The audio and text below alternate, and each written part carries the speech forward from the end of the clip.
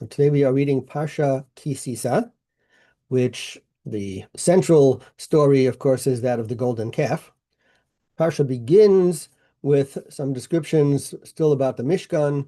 We learned the last 2 weeks, the Parshas were dealing with all of the instructions for building the Mishkan and all the instructions for the garments of the Kohanim and everything associated with the service in the Mishkan. And the beginning of this week's Parsha also deals with that.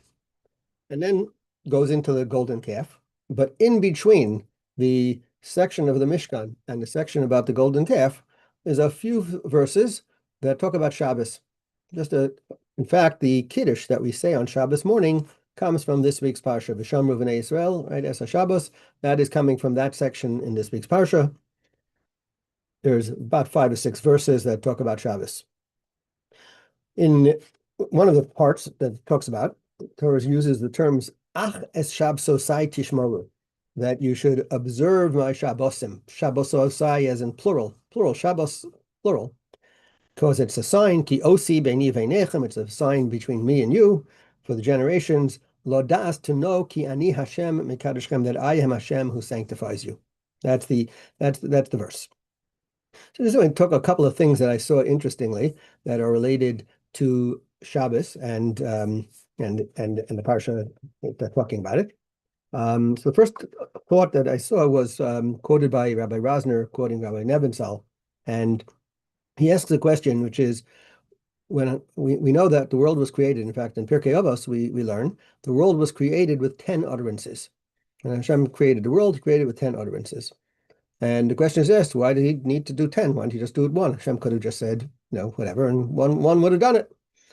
So the answer is given by the sages that the Hashem wanted to give us more reward. He wanted that a world that when we do a mitzvah and we are going to be enhancing the world, then it's that much greater if the world was something that had more effort, so to speak, put into it in the name of in 10 utterances.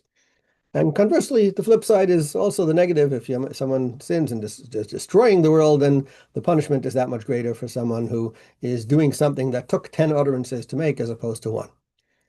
That's from the Mishnah in Pirkei Avos. Nebenzahl asks a different question. And he says, same idea. Why was the world created in 6 days? Why didn't Hashem just create it all at one shot? Why did he have to drag it out over all those days? He could have, you want to do the 10 utterances? Fine, do the 10 utterances. Do them all at once. 1, 2, 3, 5, do it right away. Why did he drag out creation over all these days? And he answers, because imagine what would have happened, which actually reminds me of a famous joke of the rabbi who went up into space with a couple of other clergy members from different faiths. And so they go in and they go into space, and of course they're orbiting the Earth. And they come back and they say, how was your experience? And the other clergy members are like, wow, the majesty of the world and the universe, and you could see God's hand. It's unbelievable. And so they asked the rabbi, and what did you say? He said, I don't know who had time to look. I was Shachris Mincha Ma'ariv, on the tefillin, off the tefillin, right? It was so when things are in a rush, right? You don't really have the chance to appreciate it. So if Shabbos would have been, if the world would have been created in one day, so you would have had 1 day from creation and 1 day from rest. So every other day would be Shabbos. It would be either Erev Shabbos or Shabbos, right? And we only get that a few times a year, right? So maybe on Sukkot and Pesach, where you have Yom Tov and Shabbos and Chol Hamoed, it's always, either it's a Yom Tov or an Erev, right? Or if Yom Tov ends on a Thursday, as it will this year, Pesach is going to end on a Thursday. So then you're going, you got Friday and then you're back into Shabbos, right?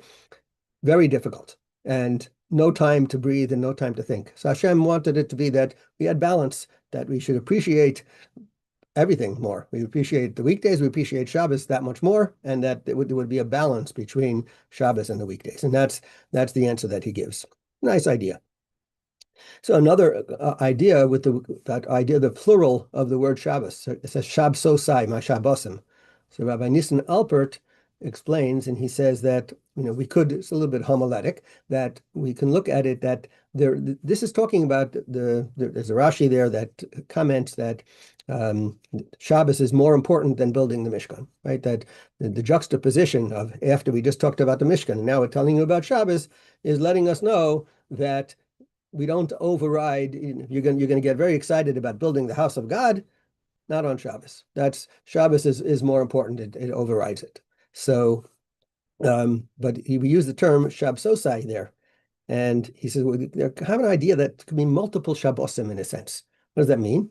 He says, the verse had said, Hashem said, you should observe my Shabbosim, and it's Ladas ki ani Hashem, I am Hashem who sanctifies you. So through Shabbos, you become sanctified. So he says it could be different. There are different ways that we are sanctified. And different things. What is Shabbos? Shabbos is ceasing from doing certain things, right? That's the idea of Shabbos. We don't do certain things. We are resting, or so to speak, but we're ceasing to do malacha. So you say, there are other things that you cease to do, and in those ways you can make yourself more holy. So he gives an example. If you watch what you say, you can sanctify. You watch your speech. Say, be careful in the words that come out of your mouth. You sanctify your mouth. So you cease, you be careful not to say things that are not nice, the words that are not appropriate, or lashon hara. And in that way, you sanctify your mouth. If you be careful of the foods that you eat, you only eat kosher food and you don't eat non-kosher food, you're sanctifying your throat, your stomach, right? You're sanctifying your body through the foods that you do eat and the foods that you don't eat. And gives another example in terms of thoughts, right? If you have improper thoughts, so by avoiding those types of thoughts, you're sanctifying your head. You can sanctify your headspace by keeping it clean, keeping it pure. And he says, those are different things that we all have, but that we have the ability to do to make ourselves more holy. Shabbos, the day of Shabbos, we don't make it holy. Hashem make it holy. Shabbos was a day that was sanctified by Hashem. He quotes a midrash, a famous midrash. There's a famous midrash. Rabbi Shimon Bar Yochai quotes this midrash, and he says, what happened was Shabbos, the day of Shabbos, came to Hashem and said, Hashem, it's not fair. Every other day has a partner except for me. Sunday has Monday, Tuesday has Wednesday, Thursday has Friday.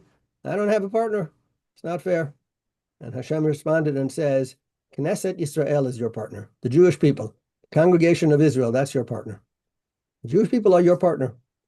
What's the idea? That a weekday, for Shabbos is a holy day. Another weekday is not a partner that would fit for the holiness of Shabbos, because a weekday is just mundane. It's not holy. It's plain, and therefore it wouldn't be an appropriate partner. The Jewish people, we're sanctified. Hashem sanctified us. We're holy. And we also have that ability and we're commanded to make ourselves more holy, right? To act in a holy manner by refraining from all these activities that we're told are prohibited. And we are therefore, in a sense, creating a pseudo-Shabbos in all those different behaviors. So therefore, we are a fitting partner for Shabbos, because, and if we're not, we have to make ourselves into it. That through the actions and through the mitzvahs that we perform, we make ourselves into suitable partners for Shabbos by enhancing our inner holiness and making ourselves that much more kadosh, that much more sanctified.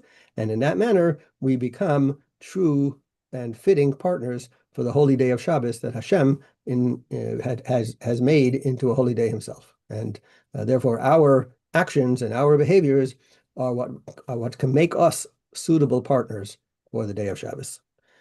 Have a great Shabbos.